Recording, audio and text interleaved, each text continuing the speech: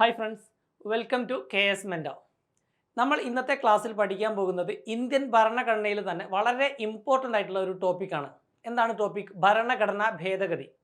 ഇപ്പോൾ ഭരണഘടനാ ഭേദഗതി എന്ന് പറയുമ്പോൾ നമുക്കറിയാം ഇന്ത്യൻ കോൺസ്റ്റിറ്റ്യൂഷൻ അത് നിലവിൽ വന്നത് 1950 ജനുവരി 26-നാണ് അല്ലേ? അപ്പോൾ 1950 ജനുവരി 26-ൻ്റെ അതേ സാമൂഹിക പശ്ചാത്തലമാണോ ഇന്നത്തെ കാലത്ത് 21-ാം നൂറ്റാണ്ടിലുള്ളത്? അല്ല, സാമൂഹികമായിട്ട് ഒരുവിധ മാറ്റങ്ങളും വന്നുകൊണ്ടിരിക്കുന്നുണ്ട്. ഈ മാറ്റങ്ങളെയൊക്കെ ഉൾക്കൊള്ളുന്ന രീതിയിൽ ഭരണഘടനയെ എന്ത് ചെയ്യാൻ പറ്റും? പരിഷ്കരിക്കാൻ കഴിയും. അത്തരത്തിലുള്ള പരിഷ്കാരമാണ് ഭരണഘടന ഭേദഗതിയിലൂടെ നമ്മൾ പഠിക്കാൻ പോകുന്നത്.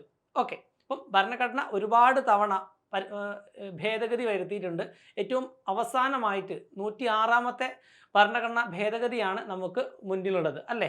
ഇപ്പം സംസ്ഥാന നിയമസഭകളിലും പാർലമെൻറ്റിലും വനിതകൾക്ക് 1/3 സംവരണം ഏർപ്പെടുത്തിക്കൊണ്ടുള്ള ഭേദഗതിയായിരുന്നു 106-ാമത്തെ ഭരണഘടനാ ഭേദഗതി. ഓക്കെ, നമ്മൾ ഇന്നത്തെ ക്ലാസ്സിൽ ഈ ഒരു ഭാഗത്ത് നിന്നും പഠിക്കാൻ പോകുന്നത് ഇന്ത്യൻ കോൺസ്റ്റിറ്റ്യൂഷൻ്റെ ഭേദഗതികളിൽ ഏറ്റവും ഇമ്പോർട്ടൻ്റ് ആയിട്ടുള്ള ഒരു ഭേദഗതിയാണ് 42-ാമത്തെ ഭരണഘടനാ ഭേദഗതി. ഓക്കെ, നമ്മുടെ ഈ ഒരു ഭേദഗതിയിലേക്ക് വരുന്നതിന് മുന്നേ എന്താണ് ഭരണഘടനാ ഭേദഗതി? ഭരണഘടനാ ഭേദഗതിയെക്കുറിച്ച് ഭരണഘടനയിൽ കോൺസ്റ്റിറ്റ്യൂഷനിൽ ഏത് ഭാഗത്താണ് പരാമർശിച്ചിരിക്കുന്നത്, അല്ലെങ്കിൽ ഏത് അനുച്ഛേദമാണ് ഇതുമായി ബന്ധപ്പെട്ട് നമ്മൾ മനസ്സിലാക്കി വെക്കേണ്ടത് എന്ന് നമുക്ക് നോക്കാം. ഓക്കെ, നമ്മുടെ എക്സാം പോയിന്റ് ഓഫ് വ്യൂവിൽ PSC ഒരുപാട് തവണ ചോദിച്ച ചോദ്യമാണ് ഭരണഘടനാ ഭേദഗതിയുമായി ബന്ധപ്പെട്ട ഭാഗം ഏതാണ് എന്നത്. ഓക്കെ, ഏതാണ് ഭാഗം? ഭാഗം 20 ഓക്കെ, ഒന്നാമത്തെ കാര്യം ഓർത്തിരിക്കുക, ഭാഗം 20 ഭരണഘടനാ ഭേദഗതിയെക്കുറിച്ച് പരാമർശിക്കുന്നത്. ഇനി അടുത്തതായിട്ട് PSC ചോദിക്കുന്ന ചോദ്യം എന്താണ്? നിലവിൽ ചോദിച്ചുകൊണ്ടിരിക്കുന്ന ചോദ്യം എന്താണ്? ഏത് അനുച്ഛേദമാണ് ഭരണഘടനാ ഭേദഗതിയുമായി ബന്ധപ്പെട്ട് കിടക്കുന്നത്? ഏതാണ്? അനുച്ഛേദം 368. രണ്ട് വളരെ ഇമ്പോർട്ടൻ്റ് ആയിട്ടുള്ള കാര്യങ്ങൾ നമ്മൾ പഠിച്ചു. അനുച്ഛേദം 368 ഭരണഘടനാ ഭേദഗതിയുമായി ബന്ധപ്പെട്ടതാണ്. അതേപോലെ ഏത് ഭാഗമാണ് ഭരണഘടനാ ഭേദഗതിയെക്കുറിച്ച് പറയുന്നത്? ഭാഗം 20. ഓക്കെ, ഒരുപാട് തവണ പ്രീവിയസ് ഇയർ ക്വസ്റ്റ്യൻ പേപ്പർ നമ്മൾ പരിശോധിച്ച് കഴിഞ്ഞാൽ ഇതുമായി ഭരണഘടനാ ഭേദഗതിയുമായി ബന്ധപ്പെട്ട് നമുക്ക് കാണാൻ കഴിയുന്ന ഏറ്റവും പ്രധാനപ്പെട്ട ചോദ്യങ്ങളാണ്. ഓക്കെ, ഇനി നമ്മൾ അറിയേണ്ട മറ്റ് വസ്തുതകൾ എന്തൊക്കെയാണ്? ഭരണഘടന ഭേദഗതി വരുത്താനുള്ള അധികാരം ആർക്കാണെന്നതാണ്. സംസ്ഥാന നിയമസഭകൾക്ക് ഭരണഘടന ഭേദഗതി വരുത്താനുള്ള അധികാരമുണ്ടോ? ഇല്ല. ഭരണഘടന ഭേദഗതി വരുത്തുന്നത് ആരായിരിക്കും? പാർലമെന്റ് ആയിരിക്കും. പാർലമെന്റ് എന്ന് പറയുമ്പോൾ രാജ്യസഭയും ലോക്സഭയും കൂടി ചേർന്നിട്ടാണ് എന്ത് ചെയ്യുന്നത്? ഭരണഘടനയിൽ ഭേദഗതി വരുത്തുന്നത്. ഓക്കെ, പാർലമെന്റിലെ ഇരു സഭകൾക്കും, അതായത് ലോക്സഭയ്ക്കും അതേപോലെ തന്നെ രാജ്യസഭയ്ക്കും ഒരേപോലെ അധികാരം ഭരണഘടന ഭേദഗതിയിൽ ഉണ്ട് എന്ന കാര്യം ഓർത്തിരിക്കുക. രാജ്യസഭയും ലോക്സഭയും ചേർന്നിട്ടാണ് ഭരണഘടന ഭേദഗതി വരുത്തുന്നത്. അത് അനുച്ഛേദം 368 പ്രകാരം ആയിരിക്കും. ഈ കാര്യമാണ് നമ്മളിവിടെ പഠിച്ചത്. ഓക്കെ ആണല്ലോ? ഓക്കെ, ദെൻ ഭരണഘടനാ ഭേദഗതി എന്ന ആശയം ഇന്ത്യ കടമെടുത്തിരിക്കുന്നത് സൗത്ത് ആഫ്രിക്ക അല്ലെങ്കിൽ ദക്ഷിണാഫ്രിക്കൻ ഭരണഘടനയിൽ നിന്നാണ്. ഓക്കെ, ഭരണഘടനാ ഭേദഗതി എന്ന ആശയം ഇന്ത്യ കടമെടുത്തിരിക്കുന്നത് സൗത്ത് ആഫ്രിക്കൻ ഭരണഘടനയിൽ നിന്നുമാണ്. ഓക്കെ, ഇതും PYQയിൽ ചോദിച്ച ചോദ്യമാണ്. ഇനി നമ്മളിവിടെ വളരെ ഇമ്പോർട്ടൻ്റ് ആയിട്ട് മനസ്സിലാക്കേണ്ട ഒരു കേസ് ഉണ്ട്. ഏതാണ് ആ കേസ്? കേശവാനന്ദ ഭാരതി കേസ്. ഈ കേസ് നടക്കുന്നത് 1973 അല്ലേ? 1973 കേശവാനന്ദ ഭാരതി കേസ്. എന്താണ് ഈ കേസിൽ പറയുന്നത്? അതായത് പാർലമെന്റിന് ഭരണഘടന ഭേദഗതി വരുത്താം, പക്ഷേ ചില നിർദ്ദേശങ്ങൾ കൊടുക്കുകയാണ്. എന്താണ് ആ നിർദ്ദേശങ്ങൾ? മൗലികമായിട്ടുള്ള അടിസ്ഥാന മൂല്യങ്ങൾ അല്ലേ? ബേസിക് സ്ട്രക്ചർ എന്നാണ് ഇംഗ്ലീഷിൽ പറയുക. എന്താണ് ബേസിക് സ്ട്രക്ചർ? നമ്മൾ മലയാളത്തിൽ അടിസ്ഥാന മൂല്യങ്ങൾ അല്ലെങ്കിൽ ഘടകങ്ങൾ, മൂല്യം അല്ലെങ്കിൽ ഘടകം, അടിസ്ഥാന ഘടകങ്ങളെ ബാധിക്കാത്ത തരത്തിൽ എന്ത് ചെയ്യാം? ഭരണഘടന പാർലമെന്റിന് ഭേദഗതി വരുത്താം എന്നാണ് കേശവാനന്ദ ഭാരതി കേസ് പറയുന്നത്. ഓക്കെ ആണല്ലോ? അപ്പോൾ കേശവാനന്ദ ഭാരതി കേസ് ഭരണഘടനാ ഭേദഗതിയുമായിട്ട് ബന്ധപ്പെട്ട് നമുക്ക് എന്താണ് നൽകിയിട്ടുള്ളത്? അതായത് ഭരണഘടന പാർലമെന്റിന് ഭേദഗതി വരുത്താം, പക്ഷേ അടിസ്ഥാന ഘടകങ്ങൾ അല്ലെങ്കിൽ അടിസ്ഥാന മൂല്യങ്ങളെ അതിന് കോട്ടം തട്ടാത്ത രീതിയിലായിരിക്കണം ആ ഭരണഘടന ഭേദഗതി എന്നായിരിക്കണം കേശവാനന്ദ ഭാരതി കേസ് പറഞ്ഞിട്ടുള്ളത്. ഓക്കെ ആണല്ലോ? ഓക്കെ, കേശവാനന്ദ ഭാരതി കേസ് ഈ ഒരു ഭരണഘടനാ ഭേദഗതിയുമായി ബന്ധപ്പെട്ട് അതിൻ്റെ ഇമ്പോർട്ടൻസ് എന്താണെന്ന് നമ്മൾ പഠിച്ചു അല്ലേ. അപ്പം 4-5 കാര്യങ്ങൾ നമ്മൾ ഈ ഒരു സ്ലൈഡിൽ പഠിച്ചു. ഭാഗം 20 അനുച്ഛേദം 368 ഭരണഘടനാ ഭേദഗതിയെക്കുറിച്ച് പറയുന്നത്. ഭേദഗതി ചെയ്യാനുള്ള അധികാരം പാർലമെന്റിനാണ്. ഇരുസഭകൾക്കും ലോക്സഭയ്ക്കും രാജ്യസഭയ്ക്കും തുല്യമായ അധികാരമാണ് ഭരണഘടനാ ഭേദഗതിയിൽ നൽകിയിട്ടുള്ളത്. ഓക്കെ, ഈ ആശയം നമ്മൾ കടം കൊണ്ടിരിക്കുന്നത് സൗത്ത് ആഫ്രിക്കൻ ഭരണഘടനയിൽ നിന്നുമാണ്. പിന്നീട് 1973 കേശവാനന്ദ ഭാരതി കേസ്. ഈ കേസ് പറയുന്നത് ഭരണഘടന പാർലമെന്റിന് ഭേദഗതി വരുത്താം, പക്ഷേ അടിസ്ഥാന ഘടകങ്ങളെ സംരക്ഷിച്ചുകൊണ്ടായിരിക്കണം ആ ഭേദഗതി എന്നാണ് കേശവാനന്ദ ഭാരതി കേസ് പറയുന്നത്. ഇനി നമ്മൾ നമ്മുടെ ഇന്ന് പഠിക്കേണ്ട ഏറ്റവും പ്രധാനപ്പെട്ട ഭരണഘടനാ ഭേദഗതിയാണ് 42ാം ഭരണഘടനാ ഭേദഗതി. ഓക്കെ, അതിലേക്ക് നമ്മൾ കടക്കുകയാണ്. ഓക്കെ, 42ാം ഭരണഘടനാ ഭേദഗതി. അപ്പം എന്തുകൊണ്ടായിരിക്കും നമ്മൾ ഒരു ഇമ്പോർട്ടൻസോട് കൂടി 42ാം ഭരണഘടനാ ഭേദഗതി ഇന്ന് പഠിക്കാൻ പോകുന്നത്? കാരണം ഭരണഘടന ഭേദഗതി വരുത്തിയതിൽ വെച്ച് ഏറ്റവും വലിയ ഭേദഗതിയാണ് 42ാം ഭരണഘടനാ ഭേദഗതി. ഇത് അറിയപ്പെടുന്ന ഒരു പേരുണ്ട്, എന്താണ്? മിനി കോൺസ്റ്റിറ്റ്യൂഷൻ അല്ലെങ്കിൽ ചെറു ഭരണഘടന എന്നാണ് അറിയപ്പെടുന്നത് അല്ലേ. ചെറു ഭരണഘടന അല്ലെങ്കിൽ മിനി കോൺസ്റ്റിറ്റ്യൂഷൻ എന്നാണ് 42ാം ഭരണഘടനാ ഭേദഗതി അറിയപ്പെടുന്നത്. ഓക്കെ, ഈ ഭേദഗതി നിലവിൽ വരുന്നത് 1977 ജനുവരി 3-നാണ്. ജനുവരി 3-നാണ് ഈ ഒരു ഭേദഗതി നിലവിൽ വരുന്നത്. ഓക്കെ, ഭരണഘടനാ ഭേദഗതി 42ാം ഭരണഘടനാ ഭേദഗതി 1976 എന്ന് നമ്മൾ പഠിക്കും. ഇത് സ്പെസിഫിക് ആയിട്ട് എന്നാണ് നിലവിൽ വന്നത് എന്ന് ചോദിച്ചു കഴിഞ്ഞാൽ 1977 ജനുവരി 3-നാണ് ഈ ഒരു ഭേദഗതി നിലവിൽ വരുന്നത്. ഓക്കെ, ഈ ഒരു കാലഘട്ടം നമുക്കറിയാം ഇന്ത്യയിൽ ആഭ്യന്തര അടിയന്തരാവസ്ഥ പ്രഖ്യാപിക്കപ്പെട്ട ഒരു സാഹചര്യമായിരുന്നു അല്ലേ. ഈ ഒരു കാലഘട്ടത്തിലാണ് 42ാം ഭരണഘടനാ ഭേദഗതി നിലവിൽ വരുന്നത് അല്ലേ. 1977 ജനുവരി 3-നാണ് ഇത് നിലവിൽ വരുന്നത്. ഈ സമയത്ത് ഇന്ത്യയുടെ പ്രധാനമന്ത്രി ആരായിരുന്നു? ഇന്ദിരാഗാന്ധി ആയിരുന്നു അല്ലേ. ഇന്ദിരാഗാന്ധി ആയിരുന്നു ഈ ഒരു സമയത്ത് 42ാം ഭരണഘടനാ ഭേദഗതി നിലവിൽ വരുന്ന സമയത്ത് ഇന്ത്യയുടെ പ്രധാനമന്ത്രിയായിരുന്നത്. അതേപോലെ പ്രസിഡന്റ് ആയിരുന്നത് ഫക്രുദ്ദീൻ അലി അഹമ്മദ്. ഈ രണ്ട് പേരുകളും എക്സാം പോയിന്റ് ഓഫ് വ്യൂവിൽ വളരെ വളരെ ഇമ്പോർട്ടൻ്റ് ആണ്, പഠിച്ചു വെക്കുക. കൃത്യമാണല്ലോ. ഈ ഒരു ഭേദഗതി നിലവിൽ വരുന്ന സമയത്ത് ഇന്ത്യയുടെ പ്രധാനമന്ത്രി ആരായിരുന്നു എന്ന് ചോദിച്ചാൽ ഇന്ദിരാഗാന്ധിയാണ്. അതേപോലെ പ്രസിഡന്റ് ആരാണെന്ന് ചോദിച്ചു കഴിഞ്ഞാൽ ഫക്രുദ്ദീൻ അലി അഹമ്മദ് ആണ്. ഓക്കെ, ഈ കാര്യങ്ങൾ എല്ലാവർക്കും വ്യക്തമായല്ലോ.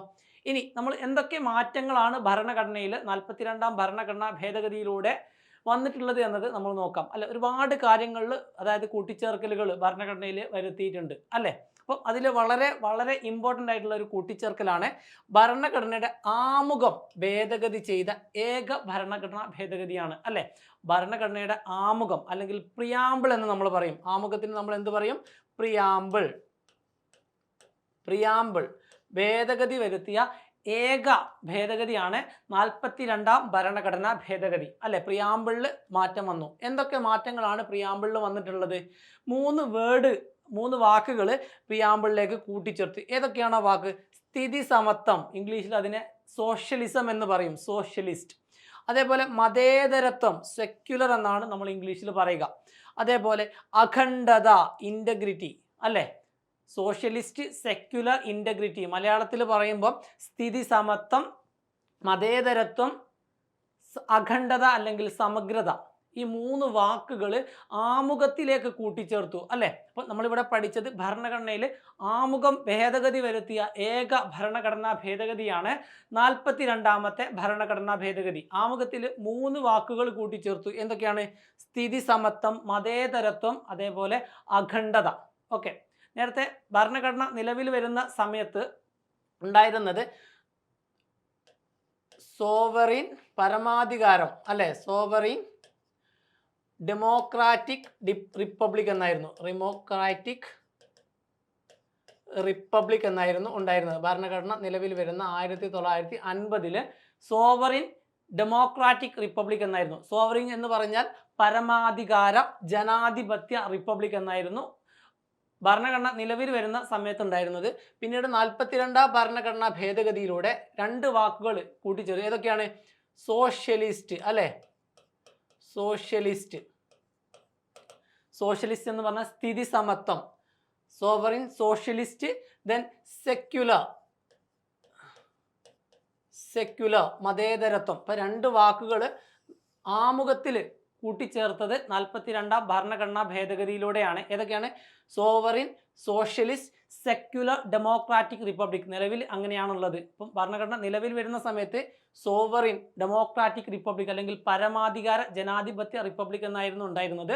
42ാം ഭരണഘടനാ ഭേദഗതിയിലൂടെയാണ് പരമാധികാര, സ്ഥിതി സമത്വ, മതേതരത്വ, ജനാധിപത്യ റിപ്പബ്ലിക് എന്നായിട്ട് മാറിയിട്ടുള്ളത്. അപ്പോൾ ഈ ഒരു കാര്യം ഓർത്തിരിക്കുക. ഇവിടെ ചോദ്യം വന്നിട്ടുള്ളത് ഭരണഘടന നിലവിൽ വരുന്ന സമയത്ത് എങ്ങനെയാണ് ഭരണഘടനയിൽ പരാമർശിച്ചിട്ടുള്ളത്. അതായത് നമ്മളോട് പറയും സോഷ്യലിസം എന്ന ആശയം ഭരണഘടന നിലവിൽ വരുന്ന സമയത്ത് ആമുഖത്തിൽ ഉണ്ടായിരുന്നു. അപ്പം തെറ്റാണ്.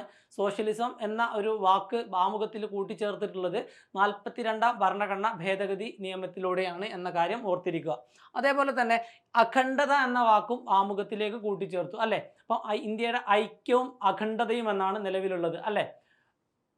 Okay, unity and integrity of the nation എന്നാണ് പറഞ്ഞിട്ടുള്ളത്. രാജ്യത്തിൻ്റെ ഐക്യം എന്നായിരുന്നു നേരത്തെ ഉണ്ടായിരുന്നത്. ഇപ്പോൾ 42ാം ഭരണഘടനാ ഭേദഗതിയിലൂടെ രാജ്യത്തിൻ്റെ ഐക്യവും അഖണ്ഡതയും എന്നാക്കിയിട്ട് ആമുഖത്തിൽ മാറ്റം വന്നിട്ടുണ്ട് എന്ന കാര്യം ഓർത്തിരിക്കുക. ഓക്കെ, അപ്പം നമ്മളെ ആമുഖത്തിൽ എന്തൊക്കെ മാറ്റങ്ങളാണ് വരുത്തിയിട്ടുള്ളത് എന്ന കാര്യം വളരെ വ്യക്തമായിട്ട് നമ്മൾ എന്ത് ചെയ്തിട്ടുണ്ട്, ഇവിടെ പഠിച്ചിട്ടുണ്ട്. എല്ലാവർക്കും ഈ കാര്യം ഓക്കെ ആണല്ലോ. ഓക്കെ, അപ്പം നമുക്ക് നെക്സ്റ്റ് കാര്യത്തിലേക്ക് പോകാം. ഇപ്പോൾ വേരിയസ് LGS എക്സാം എഴുതുന്ന ആളുകൾക്ക് വേണ്ടിയിട്ട് ഒരു മെഗാ മാരത്തോൺ KS മെൻറ്റർ അവതരിപ്പിക്കുന്നുണ്ട്. അപ്പം ഇതുമായി ബന്ധപ്പെട്ട കൂടുതൽ കാര്യങ്ങൾ വരും ദിവസങ്ങളിൽ നിങ്ങളെ അറിയിക്കുന്നതായിരിക്കും. അപ്പം എക്സാമിന് വേണ്ടി തയ്യാറെടുക്കുന്ന എല്ലാവരും എന്ത് ചെയ്യുക, ഈ ഒരു മാരത്തോണിൽ പങ്കെടുക്കുക. 42ാം ഭരണഘടനാ ഭേദഗതിയുമായി ബന്ധപ്പെട്ട് നമ്മൾ പഠിച്ചിരിക്കേണ്ട വളരെ ഇമ്പോർട്ടൻ്റ് ആയിട്ടുള്ള ഒരു കാര്യമാണ് മൗലിക കടമകൾ അല്ലേ. 2 ഭാഗങ്ങൾ, 2 പാർട്ടുകൾ കോൺസ്റ്റിറ്റ്യൂഷനിലേക്ക് കൂട്ടിച്ചേർത്തിട്ടുണ്ട്. അതിൽ വളരെ പ്രധാനപ്പെട്ട ഒരു ഭാഗമാണ് പാർട്ട് 4A അല്ലെങ്കിൽ ഭാഗം 4A ഭരണഘടനയിലേക്ക് കൂട്ടിച്ചേർത്ത ഭേദഗതിയാണ് 42ാം ഭരണഘടനാ ഭേദഗതി. ഓക്കെ, ഭാഗം 4A. 4A എന്താണ്? മൗലിക കടമകൾ അല്ലെങ്കിൽ മൗലിക കർത്തവ്യങ്ങൾ അല്ലേ.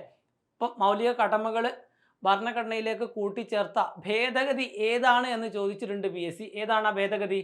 42ാം ഭരണഘടനാ ഭേദഗതിയാണ്. ഓക്കെ, അപ്പോൾ ഫണ്ടമെൻ്റൽ ഡ്യൂട്ടീസ് എന്നാണ് ഇംഗ്ലീഷിൽ പറയുക. ഓക്കെ, 4A ഭാഗം 4A ഭരണഘടനയിലേക്ക് കൂട്ടിച്ചേർത്ത ഭേദഗതിയാണ്. ഈ ഒരു ഭേദഗതി റെക്കമെൻഡ് ചെയ്ത കമ്മിറ്റി സ്വരൺ സിംഗ് കമ്മിറ്റിയാണ് അല്ലേ. സ്വരൺ സിംഗ് കമ്മിറ്റിയാണ് ഈ ഒരു ഭേദഗതി റെക്കമെൻഡ് ചെയ്ത, അതായത് ഭാഗം 4A അല്ലെങ്കിൽ മൗലിക കടമകൾ ഭരണഘടനയിലേക്ക് കൂട്ടിച്ചേർക്കണമെന്ന് റെക്കമെൻഡ് ചെയ്ത കമ്മിറ്റി ഏതാണെന്ന് ചോദിച്ചു കഴിഞ്ഞാൽ സ്വരൺ സിംഗ് കമ്മിറ്റിയാണ്. ഈ ഒരു കമ്മിറ്റിയുടെ റെക്കമെൻഡേഷൻ പ്രകാരം 10 മൗലിക കടമകളാണ് ഭരണഘടനയിലേക്ക് കൂട്ടിച്ചേർത്തിട്ടുള്ളത്. 10 മൗലിക കടമകളാണ്. ഓക്കെ, അപ്പോൾ മൗലിക കടമകളുമായി ബന്ധപ്പെട്ട അനുച്ഛേദം ചോദിച്ചു കഴിഞ്ഞാൽ അനുച്ഛേദം എത്രയാണ്? 51A ആണ് അല്ലേ. 51A ആണ്. നിലവിൽ എത്ര മൗലിക കടമകളാണ് ഉള്ളത് എന്ന് ചോദിച്ചാൽ എത്രയാണ്? 10 ആണോ? അല്ല, 10ന് ശേഷം ഒരു ടോട്ടൽ 11. 11ാമത്തെ ഭരണഘടന 11ാമത്തെ മൗലിക കടമ ഏതാണെന്ന് ചോദിച്ചാൽ ഏതാണ്? 86ാമത്തെ ഭരണഘടനാ ഭേദഗതി നിയമത്തിലൂടെയാണ്. 2002 ഈ ഒരു ഭേദഗതി നിയമം പാസ്സാവുന്നത്. 86ാമത്തെ ഭരണഘടനാ ഭേദഗതി നിയമത്തിലൂടെയാണ് 11ാമത്തെ മൗലിക കടമ എന്ത് ചെയ്തിട്ടുള്ളത്? കോൺസ്റ്റിറ്റ്യൂഷനിലേക്ക് മൗലിക കടമകൾ പാർട്ട് 4A കൂട്ടിച്ചേർത്തിട്ടുള്ളത്. അതായത് 6നും 14നും ഇടയിലുള്ള എല്ലാ വിദ്യാർത്ഥികൾക്കും കുട്ടികൾക്കും വിദ്യാഭ്യാസം ഒരുക്കി നൽകേണ്ടത് രക്ഷിതാക്കളുടെ ഉത്തരവാദിത്തമാണെന്നതാണ് 11ാമത്തെ മൗലിക കടമ. ഓക്കെ, അപ്പോൾ 11 മൗലിക കടമകളാണ് നിലവിൽ കോൺസ്റ്റിറ്റ്യൂഷനിലുള്ളത്. മൗലിക കടമകൾ ഭരണഘടനയിലേക്ക് കൂട്ടിച്ചേർക്കുന്നത് 42ാം ഭരണഘടനാ ഭേദഗതി നിയമത്തിലൂടെയാണ്. ഈ ഭേദഗതി നിയമത്തിലൂടെ 10 മൗലിക കടമകളെയാണ് അനുച്ഛേദം 51A ഉൾപ്പെടുത്തിയിട്ടുള്ളത്. പിന്നീട് നിലവിൽ അത് 11 മൗലിക കടമകളുണ്ട്. 11ാമത്തെ മൗലിക കടമ 86ാം ഭരണഘടനാ ഭേദഗതി നിയമത്തിലൂടെ 2002 മൗലിക കടമകളിലേക്ക് കൂട്ടിച്ചേർക്കുന്നത്. ഈ ഒരു കാര്യവും ഓർത്തിരിക്കുക. ഓക്കെ, ഇനി 42ാം ഭരണഘടനാ ഭേദഗതിയുടെ മറ്റൊരു സംഭാവനയാണ് ഭാഗം 14A.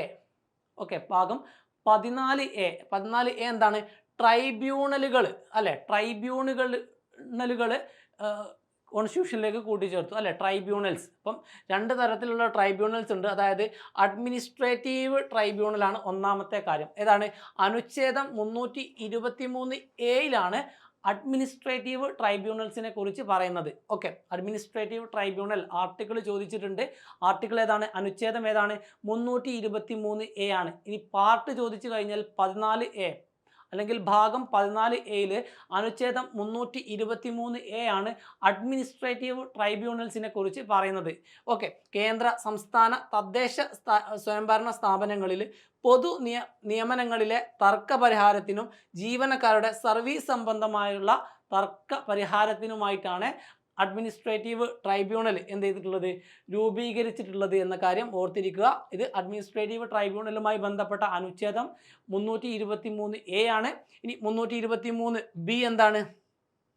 മറ്റു വിഷയങ്ങൾക്ക് വേണ്ടിയിട്ടുള്ള ട്രൈബ്യൂണൽസ് ആണ്. അതായത് ടാക്സേഷനുമായി ബന്ധപ്പെട്ട ട്രൈബ്യൂണൽസ് തുടങ്ങിയ മറ്റുള്ള വിഷയങ്ങൾക്ക് വേണ്ടിയിട്ടുള്ള ട്രൈബ്യൂണൽസ് ആണ് അനുച്ഛേദം 323B പറയുന്നത്. ഓക്കെ, ഇപ്പം 42ാം ഭരണഘടനാ ഭേദഗതിയുടെ വലിയ 2 സംഭാവനകൾ എന്തൊക്കെയായിരുന്നു? 2 ഭാഗങ്ങൾ കോൺസ്റ്റിറ്റ്യൂഷനിലേക്ക് കൂട്ടിച്ചേർത്തു. ആ ഭാഗങ്ങൾ ഏതൊക്കെയാണെന്ന് നമ്മൾ പഠിച്ചു.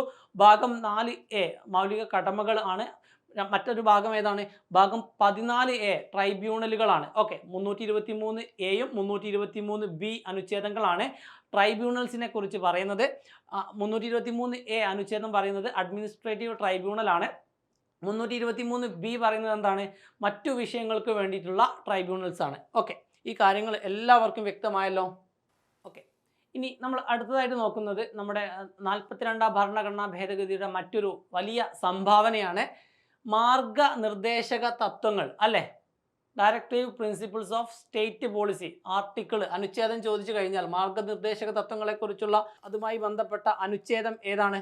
അനുച്ഛേദം മാർഗനിർദ്ദേശക തത്വങ്ങൾ അനുച്ഛേദം 36 മുതൽ 51 വരെയാണ് അല്ലേ. അനുച്ഛേദം 36 മുതൽ 51 വരെയാണ് മാർഗനിർദ്ദേശക തത്വങ്ങളെക്കുറിച്ച് പരാമർശിക്കുന്നത്. അപ്പം ഈ മാർഗനിർദ്ദേശക തത്വങ്ങളിൽ 3 ആർട്ടിക്കിളുകൾ കൂട്ടിച്ചേർത്തിട്ടുണ്ട് അല്ലേ. 3 കാര്യങ്ങൾ 42ാം ഭരണഘടനാ ഭേദഗതിയിലൂടെ എന്ത് ചെയ്തിട്ടുണ്ട്? കൂട്ടിച്ചേർത്തിട്ടുണ്ട് അല്ലേ.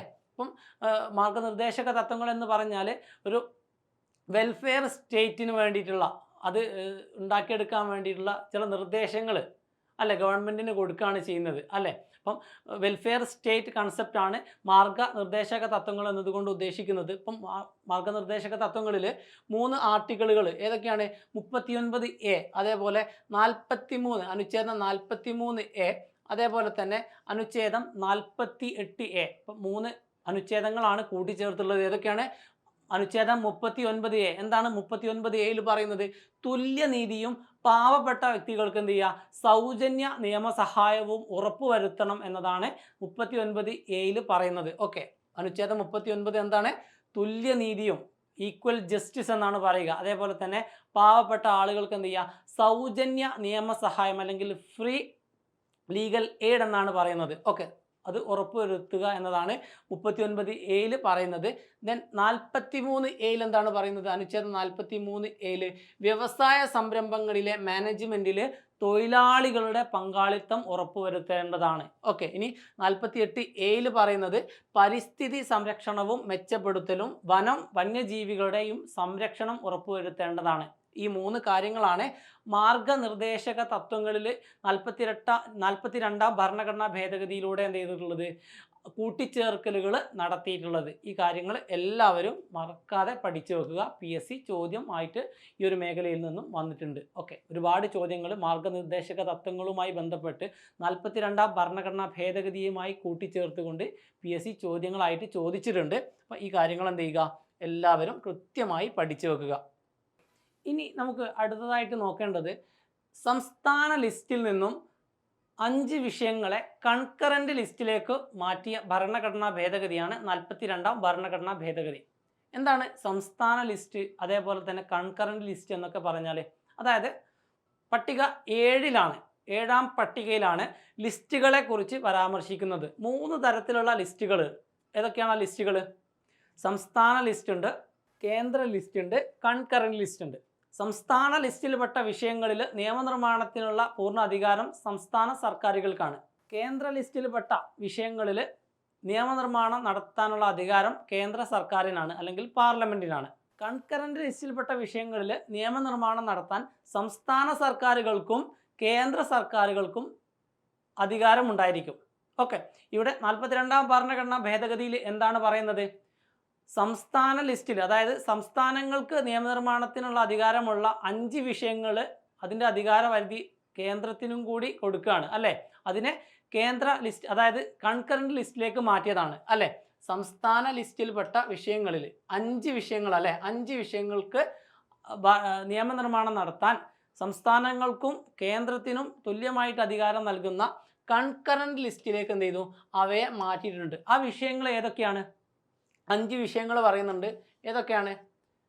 ഒന്നാമത്തേത് വിദ്യാഭ്യാസമാണ് അല്ലേ, എഡ്യൂക്കേഷൻ, വിദ്യാഭ്യാസം. ഇപ്പം നിലവിൽ വിദ്യാഭ്യാസവുമായി ബന്ധപ്പെട്ട വിഷയങ്ങളിൽ നിയമനിർമ്മാണം നടത്താൻ സംസ്ഥാന സർക്കാരുകൾക്കും പാർലമെൻറ്റിനും എന്തുണ്ട്? തുല്യമായിട്ടുള്ള അധികാരമാണ് ഉള്ളത്. ഓക്കെ, രണ്ടാമത്തെ വിഷയം വനമാണ്, ഫോറസ്റ്റ് ആണ്. മൂന്നാമത്തെ വിഷയം അളവ് തൂക്കം എന്ന് പറഞ്ഞാൽ വേ ആൻഡ് മെഷേഴ്സ് അല്ലേ, അളവ് തൂക്കം. നാലാമത്തെ വിഷയം വന്യജീവികളുടെയും പക്ഷികളുടെയും സംരക്ഷണം, വന്യജീവി, പക്ഷികൾ തുടങ്ങിയവയുടെ സംരക്ഷണമാണ് നാലാമത്തെ വിഷയം. അഞ്ചാമത്തേത് എന്താണ്? സുപ്രീം കോടതിയും ഹൈക്കോടതിയും ഒഴികെയുള്ള കോടതികളിലെ ഭരണ സമ്പ്രദായം. ഈ 5 വിഷയങ്ങളിൽ നിയമനിർമ്മാണം നടത്താനുള്ള അധികാരം നിലവിൽ സംസ്ഥാന സർക്കാരുകൾക്കും പാർലമെൻറ്റിനും കേന്ദ്ര സർക്കാരിനും ഉണ്ട്. ഓക്കെ, ഈ കാര്യങ്ങൾ ഓർത്തിരിക്കുക. 42ാം ഭരണഘടനാ ഭേദഗതിയിൽ എന്ത് മാറ്റമാണ് വന്നിട്ടുള്ളത്? ലിസ്റ്റുകളിൽ എന്ത് മാറ്റം വന്നിട്ടുണ്ട്? സംസ്ഥാന ലിസ്റ്റിൽപ്പെട്ട 5 വിഷയങ്ങളെ അത് കൺകറന്റ് ലിസ്റ്റിലേക്ക് മാറ്റിയിട്ടുണ്ട്. ആ 5 വിഷയങ്ങളാണ് ഇവിടെ പറഞ്ഞിട്ടുള്ളത്. ഏതൊക്കെയാണ് വിഷയങ്ങൾ? വിദ്യാഭ്യാസം, വനം, അളവ് തൂക്കം, വന്യജീവികളുടെയും പക്ഷികളുടെയും സംരക്ഷണം, സുപ്രീം കോടതിയും ഹൈക്കോടതിയും ഒഴികെയുള്ള മറ്റു കോടതികളിലെ ഭരണ സമ്പ്രദായം. അതാണ് 5 വിഷയങ്ങൾ. ഇത് കൃത്യമായിട്ട് പഠിച്ചു വെക്കുക.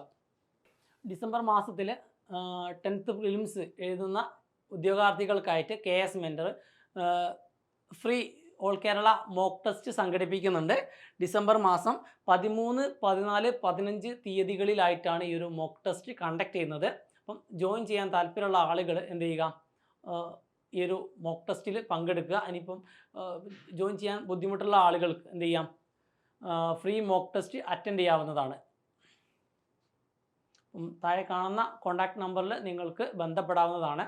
അപ്പം നിങ്ങൾക്ക് വേണ്ട എല്ലാവിധ ഗൈഡൻസും ഈ ഒരു നമ്പറിൽ കോൺടാക്ട് ചെയ്ത് കഴിഞ്ഞാൽ ലഭിക്കുന്നതായിരിക്കും.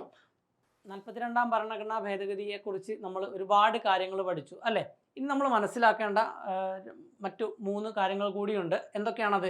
ലോക്സഭയുടെയും സംസ്ഥാന നിയമസഭകളുടെയും കാലാവധി 5 നിന്നും 6 വർഷമായിട്ട് ഉയർത്തിയ ഭേദഗതിയാണ് 42ാം ഭരണഘടനാ ഭേദഗതി. എന്താണ് ഇത് ഉദ്ദേശിച്ചത്? അതായത് നിലവിൽ നമ്മുടെ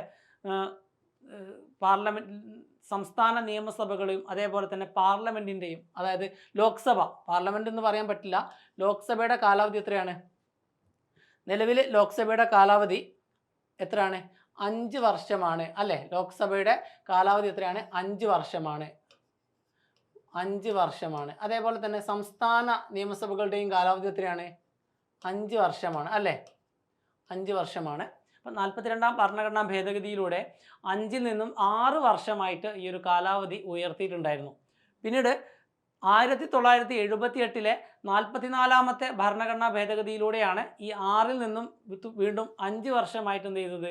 കാലാവധി പുനർനിശ്ചയിച്ചത്. ഓക്കെ, അപ്പം ലോക്സഭയുടെയും സംസ്ഥാന നിയമസഭകളുടെയും കാലാവധി 5 വർഷത്തിൽ നിന്നും 6 വർഷമായിട്ട് ഉയർത്തിയ ഭരണഘടനാ ഭേദഗതി ഏതാണെന്ന് PSC ചോദിച്ചിട്ടുണ്ട്. ഏതാണ്? 42ാമത്തെ ഭരണഘടനാ ഭേദഗതിയാണ്. ഓക്കെ, പിന്നീട് മൊറാർജി ദേശായിയുടെ കാലഘട്ടത്തിൽ അദ്ദേഹം പ്രധാനമന്ത്രിയായിരിക്കെ 1978 44ാം ഭരണഘടനാ ഭേദഗതിയിലൂടെയാണ് തിരിച്ച് 6 നിന്നും 5 വർഷം തന്നെയാക്കി എന്ത് ചെയ്തിട്ടുള്ളത്? ഈ ഒരു കാലാവധി പുനർനിശ്ചയിച്ചത് എന്ന കാര്യം ഓർത്തിരിക്കുക. ഓക്കെ, മറ്റൊരു പ്രധാനപ്പെട്ട ഒരു നിർദ്ദേശം എന്തായിരുന്നു? ക്യാബിനറ്റ് നിർദ്ദേശങ്ങൾ അനുസരിക്കാൻ പ്രസിഡന്റിനെ നിർബന്ധിതനാക്കിയ, പ്രസിഡന്റ് എന്ത് ചെയ്യണം? ക്യാബിനറ്റ് മന്ത്രിസഭാ നിർദ്ദേശങ്ങൾ അനുസരിക്കാൻ അദ്ദേഹം ബാധ്യസ്ഥനാണെന്ന് ഉറപ്പിച്ച ഒരു ഭരണഘടനാ ഭേദഗതിയാണ് 42ാം ഭരണഘടനാ ഭേദഗതി. അതായത് മന്ത്രിസഭയുടെ തീരുമാനങ്ങൾ അല്ലെങ്കിൽ ക്യാബിനറ്റ് എടുക്കുന്ന തീരുമാനങ്ങൾ അത് എന്തു തന്നെയായാലും പ്രസിഡന്റ് എന്ത് ചെയ്യണം? അനുസരിക്കേണ്ടതാണ് എന്നത് വ്യക്തമാക്കിയത് 42ാം ഭരണഘടനാ ഭേദഗതിയിലൂടെയാണ്. ഓക്കെ, അപ്പം ഇവിടെ ഉദ്ദേശിച്ചത് ഇത്ര മാത്രമാണ്. ക്യാബിനറ്റിൻ്റെ നിർദ്ദേശങ്ങൾ അനുസരിക്കാൻ എന്താണ് പ്രസിഡന്റ് ബാധ്യസ്ഥനായിരിക്കും. ഓക്കെ, ഇനി മറ്റൊരു പ്രധാനപ്പെട്ട ഒരു മാറ്റം, ഒരു പ്രദേശത്ത് മാത്രമായി ആർട്ടിക്കിൾ 352 പ്രകാരമുള്ള ദേശീയ അടിയന്തരാവസ്ഥ പ്രഖ്യാപിക്കാൻ സാധിക്കുന്നതാണ്. അതായത് ഇപ്പം നേരത്തെ ഈ 42ാം ഭരണഘടനാ ഭേദഗതി നിയമം നിലവിൽ വരുന്നതിന് മുന്നേ എന്തായിരുന്നു ഇന്ത്യയിലെ ഒരു അവസ്ഥ? ദേശീയ അടിയന്തരാവസ്ഥ പ്രഖ്യാപിക്കാം. അത് ഇന്ത്യ മൊത്തമായിട്ട് ദേശീയ അടിയന്തരാവസ്ഥ അണ്ടർ ആർട്ടിക്കിൾ 352 അല്ലേ, 352 പ്രകാരമുള്ള ദേശീയ അടിയന്തരാവസ്ഥ പ്രഖ്യാപിക്കുന്നത് ഇന്ത്യ മുഴുവനുമായിട്ടായിരിക്കും. പക്ഷേ 42ാം ഭരണഘടനാ ഭേദഗതിയിലൂടെ എന്ത് മാറ്റമാണ് വന്നിട്ടുള്ളത്? ഒരു നിശ്ചിത പ്രദേശത്ത് മാത്രമായിട്ട് ദേശീയ അടിയന്തരാവസ്ഥ പ്രഖ്യാപിക്കാനുള്ള ഒരു സാഹചര്യം 42ാം ഭരണഘടനാ ഭേദഗതി എന്ത് ചെയ്തിട്ടുണ്ട്? തുറന്നിടുന്നുണ്ട്. ഓക്കെ, അതാണ് ഇവിടെ പറഞ്ഞിട്ടുള്ളത്. എന്താണ് പറഞ്ഞത്? ഒരു പ്രദേശത്ത് മാത്രമായി അനുച്ഛേദം 352 പ്രകാരമുള്ള ദേശീയ അടിയന്തരാവസ്ഥ പ്രഖ്യാപിക്കാം. അപ്പോൾ അത് ഒരു പ്രദേശത്തോ അല്ലെങ്കിൽ ഇന്ത്യ മുഴുവനായിട്ടോ വേണമെങ്കിൽ എന്ത് ചെയ്യാം? ദേശീയ അടിയന്തരാവസ്ഥ പ്രഖ്യാപിക്കാമെന്ന് ആർട്ടിക്കിൾ 352 പ്രകാരമുള്ള ദേശീയ അടിയന്തരാവസ്ഥ കേട്ടോ. അപ്പം അത് 42ാം ഭരണഘടനാ ഭേദഗതിയിലൂടെയാണ് പറഞ്ഞിട്ടുള്ളത് എന്നത് ഓർത്തിരിക്കുക. അപ്പോൾ ഇത്രയും കാര്യങ്ങളാണ് 42ാം ഭരണഘടനാ ഭേദഗതിയുമായി ബന്ധപ്പെട്ട് നമുക്ക് പഠിക്കാനുള്ളത്. ഈ പറഞ്ഞ കാര്യങ്ങളെല്ലാം തന്നെ നിങ്ങളുടെ എക്സാം പോയിന്റ് ഓഫ് വ്യൂവിൽ വളരെ വളരെ ഇമ്പോർട്ടൻ്റ് ആണ് അല്ലേ. ഇപ്പം നമ്മുടെ സിലബസ് ഒക്കെ എടുത്തു കഴിഞ്ഞാൽ, ഏതൊരു പരീക്ഷയുടെ സിലബസ് എടുത്തു കഴിഞ്ഞാലും ഭരണഘടനാ ഭേദഗതിയിൽ 42nd അല്ലെങ്കിൽ 42ാം ഭരണഘടനാ ഭേദഗതി എന്ന് എടുത്ത് തന്നെ പറയുന്നുണ്ട് അല്ലേ. അപ്പം കഴിഞ്ഞ പരീക്ഷകളിലൊക്കെ തന്നെ ഈ ഒരു ഭാഗത്ത് നിന്നും ചോദ്യങ്ങൾ PSC നിരന്തരമായിട്ട് ചോദിച്ചു കൊണ്ടിരിക്കുന്നുണ്ട്. അതുകൊണ്ട് തന്നെ ഈ ഒരു ക്ലാസ് നിങ്ങൾ എന്ത് ചെയ്യുക? ഒരു അർത്ഥത്തിൽ നിങ്ങൾക്കൊരു മാർക്ക് സ്കോർ ചെയ്യാൻ രീതിയിൽ നിങ്ങൾ എന്ത് ചെയ്യുക? ഉപയോഗപ്പെടുത്തുക. തീർച്ചയായിട്ടും ഈ ഒരു സ്ലൈഡിൽ നിന്ന് തന്നെ നിങ്ങൾക്ക് ഒരുപാട് ചോദ്യങ്ങൾ വരുന്ന പരീക്ഷകളിൽ പ്രതീക്ഷിക്കാവുന്നതാണ്. Okay, thank U.